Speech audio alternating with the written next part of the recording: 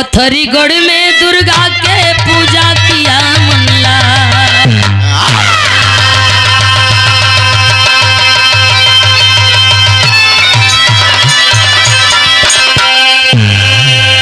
एगो हम बात जरूर बताई, शक्ति सब में समाहित है प्रमोद भैया।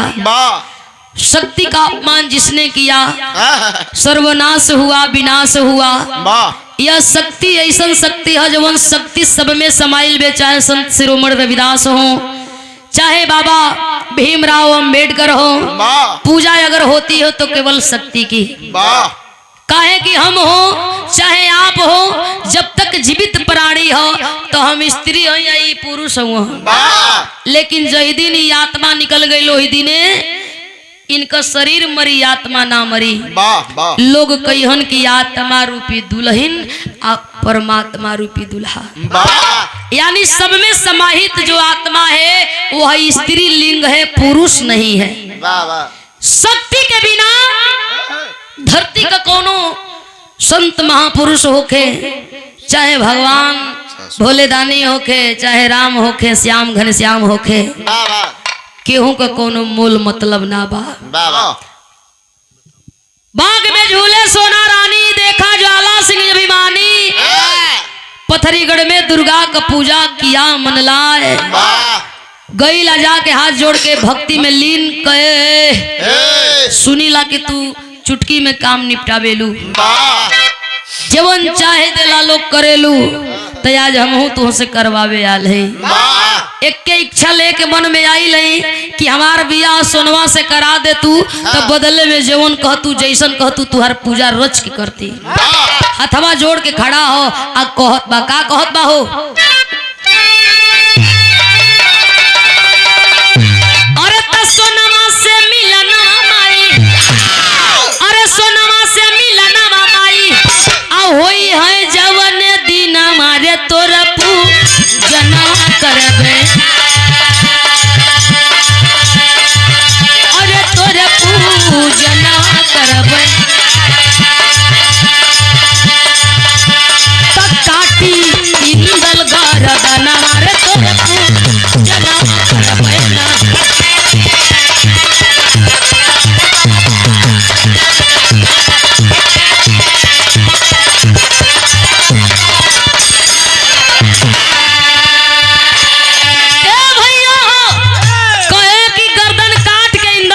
पूजा करो, बाकी हमार बियाह सोनवा रानी से करावा माई एकदम खुश बाड़ी। कहताड़ी सपना सजाई कहली बेटावा से माई,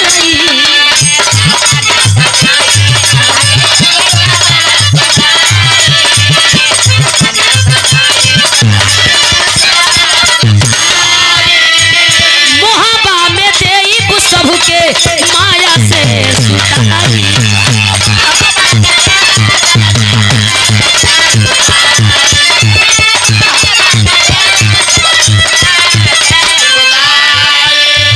ज्वाला सिंह जवनवा कैलसी सोनवा का हो जनवा, रे तोरा जनवा कर, अरे तोरा जनवा कर, काटी इंदल गरदनवा, रे तोरा जनवा कर।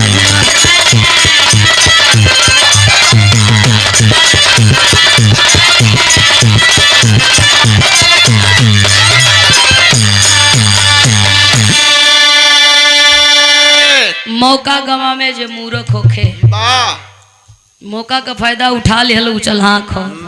ए भैया सोनवा रानी का हरण कैलो ज्वाला सिंह लेके आ गई पथरीगढ़।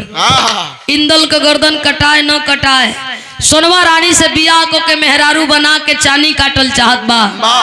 भाई दोनों परेशान, मोहबा कबीर आल्हा उदल खोजत बाड़न की सब बा, लेकिन हमार रानी नहीं खी। परेशान हुवन, खोजत का हुवन, गीतिया के भाव बदल गई।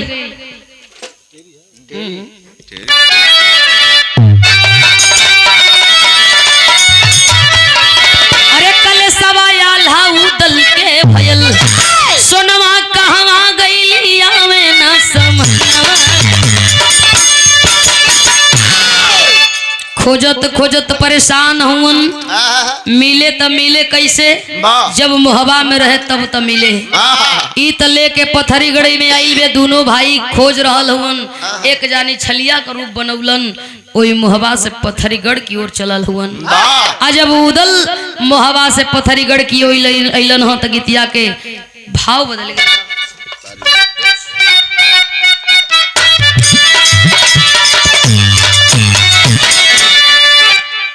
अरे बन के मनिहारी उदल बघेला,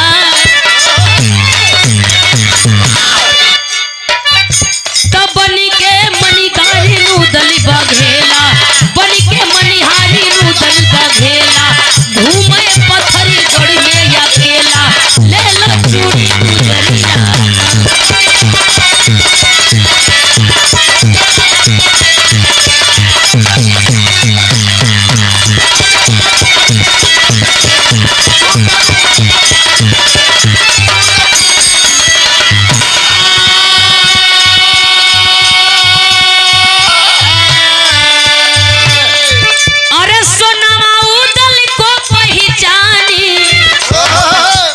सगरी भेद बतवली रानी, 6 महीना बदे व्रत ठानी, हम जो गवले रगबरी जपानी।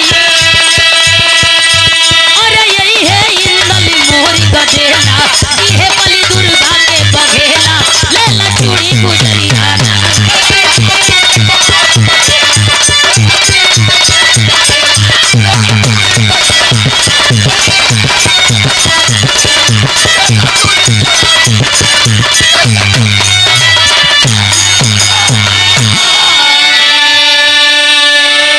कपारे पर दौरी या दौरिया में कुल बिसाता के समान वही पथरीगढ़ में घूमत हो।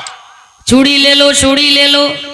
सोनवा रानी देख रहल वे उदल के पहचान गईली, सारा कैला गईला, बैठ गईला, घूंघट मार के आइल हो, सारी बात के बतौला हो। उदल भौजाई की ओर ताके, भाभी मैं मोहबा खोज गल ली जा, आ तू यहाँ बाड़ू। बता रहल वे कि हमके आला सिंह लेके आइल वे, अपना मर्जी से ना आइल बनी। इतने थोड़ी हमरा से बियाह करे के एकदम बेचैन बा।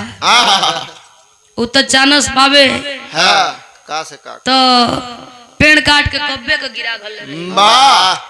बाकी हम चलाकी कैले बनी। उदल कहे कौन चलाकी तू क देलू, कहो कि उ बियाह करे क परेशान रहल, मना कैली, हम कैली 6 महीना के बाद बियाह करिहा, अगर 6 महीना के अंदर बियाह कैला तो तू पहले मर जाइबा। बियाह कैला के कोनो मतलब ना, बियाह से पहले विधवा हो जाइब। हम मान गईलन। हम कहली 6 महीना का व्रत करीला, जेकरे नाव से ओकर दहिया में दुगुना जान बल हो जाला। मान गईलन, कहलन कि तो हमके तो बोले चाहिए, तोरे मर्द से लड़े खातिर ताकत चाहिए। 6 महीना का व्रत कर रानी, हमके तनी बलवान बना दे। सुनवा रानी कहे रुक, तोके बलवानो बनाई धनवानो बनाई। ए भैया 6 महीना का दिनवा जब टार गई, 6 महीना या बहन पूरा ना भइल हो, एकरे पहलवे उदल भैया से बतावल चाहत बड़न कि भैया भाभी का पता लग गई। कपड़ा पर दौरिया धो के चलल हुन, माई बहन वाली गीत लग गई।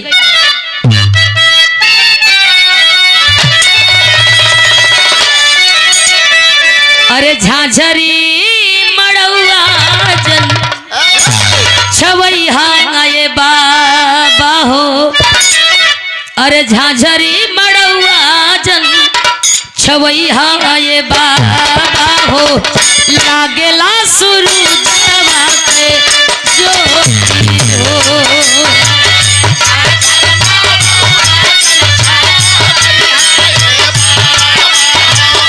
लागेला सूरजवा के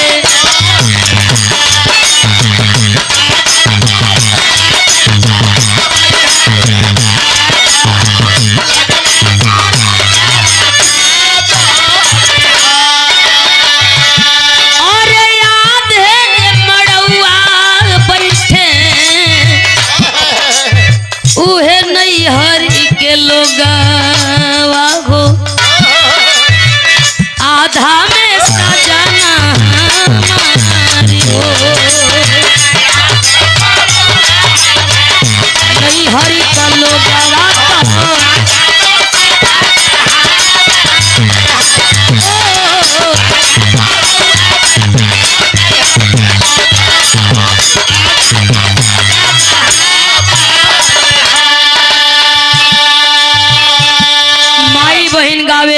खोजली जे खून बा खानदान बा दुआरिया पर ताकेली हरदी हरिश के क्रिया शुरू हो जाई गड़ाए लागी टिकाए लागी आ खोज खोज में पुरखा पुरनिया के माई बहिन अपन जोन हो की गावेली कहवा गईले तोर दर दयाद अरे कहवा पाँचो भाई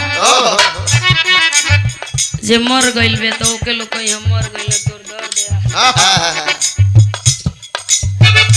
मोले पाँचो भाई जैसे जैसे वो लोगन के समझ आई वैसे वैसे गई हन कपारे पर दौरी के धैलो भैया के बतावे चलल हो भैया हो पता लागल हो बाकी और सम्मानित पिताजी चल के भैया से बतावो तो उनका 2-4 मिनट हो गुनती गुनती उतल चलले मोहबावा में भैया से कहे पीला खाई हो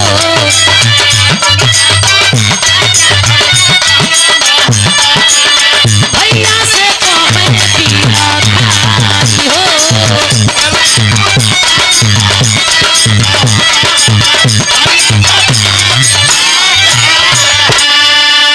आकर के उदल भैया से बतावे हो भौजाई का पता लाग गई लेकिन मुसीबत है बिना लड़ाई कैले काम फरियाई ओरियाई ए भैया लेके आला उदल बेटवा इंदल के मोहबा से पत्थरी गड़ाइल हुवन जब तक बेटा का गर्दन ना कटाई तब तक सोनवा का सम्मान न बची अइलो वही शक्ति के दरबार में खड़ा भइला हाथ के जोड़ला कहला हे देवी मुड़ी बेटा का ले लो इज्जत हमार हमें वापस करा पॉपट का भाव लिखल गई हमाचर साहब अरे ले ला पूजा इंदल का नटैया मैया जाग हो अरे ले ला पूजा इंदल का नटैया मैया जाग हो आए के बेटा आल्हा का कमैया मैया जाग हो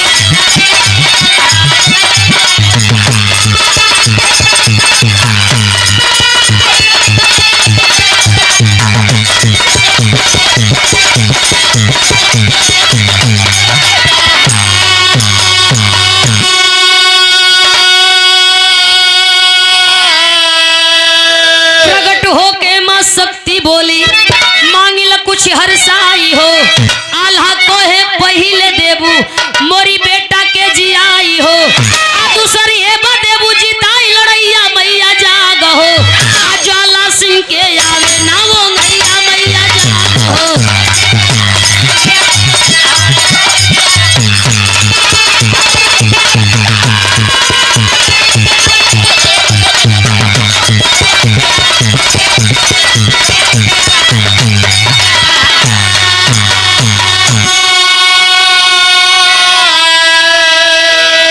अरे जननी जियाई दिखली ओही आल्हा का ललनवा बाबू आल्हा का ललनवा जो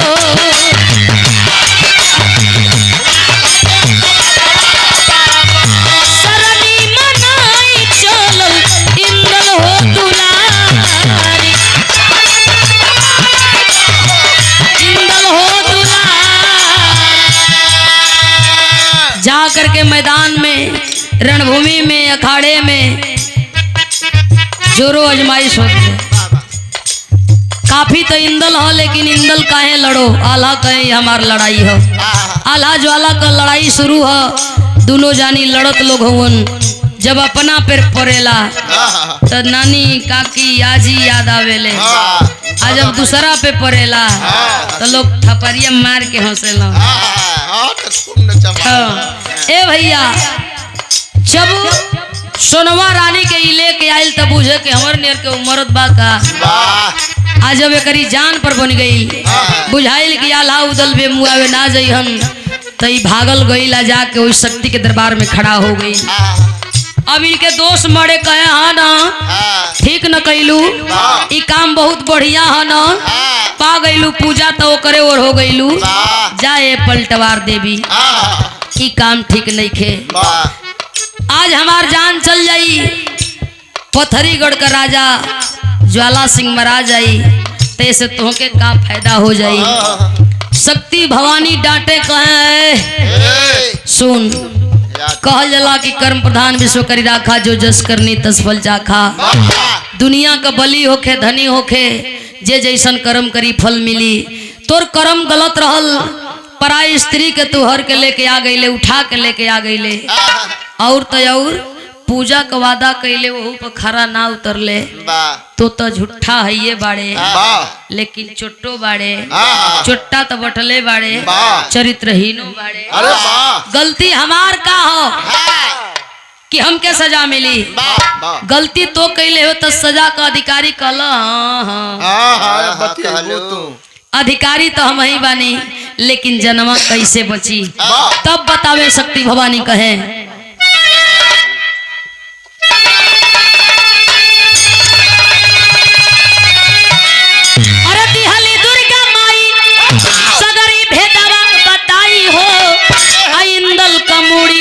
हम पूजा में गईली पाई हो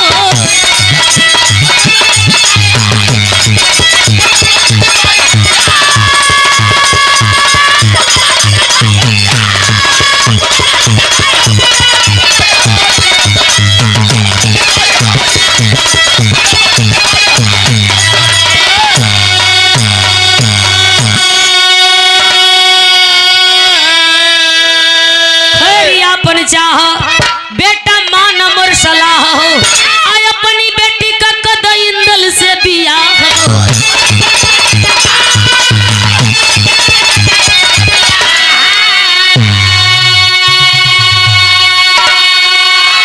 अरे खुशी खुशी ज्वाला सिंह कैले बेटी का विदाई हो वही इंदल का मूड़ी हम पूजा में गईली पाई हो।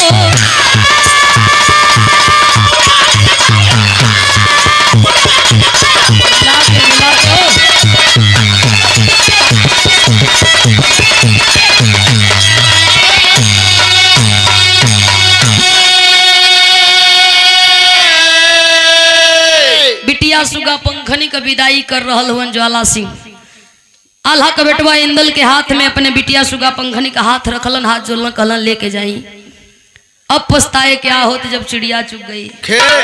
गढ़ा खनबा तो कुआं में गिरबो गढ़ा मत खाना कांटा बिछौले बड़ा तो पहले तोहे गड़ी बाद में उनके गड़ो न गड़ो। यही बदे सोच समझ के कोनो काम करे के चाहिए इंसान के। भाव है आखिरी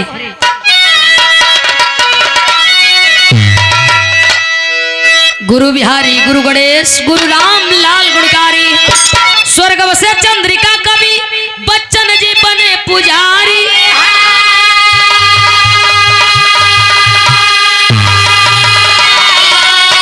कले सवायाल है उदल के भयल गावे मीनाक्षी राज बा प्यारा अपन देशवा कले सवायाल।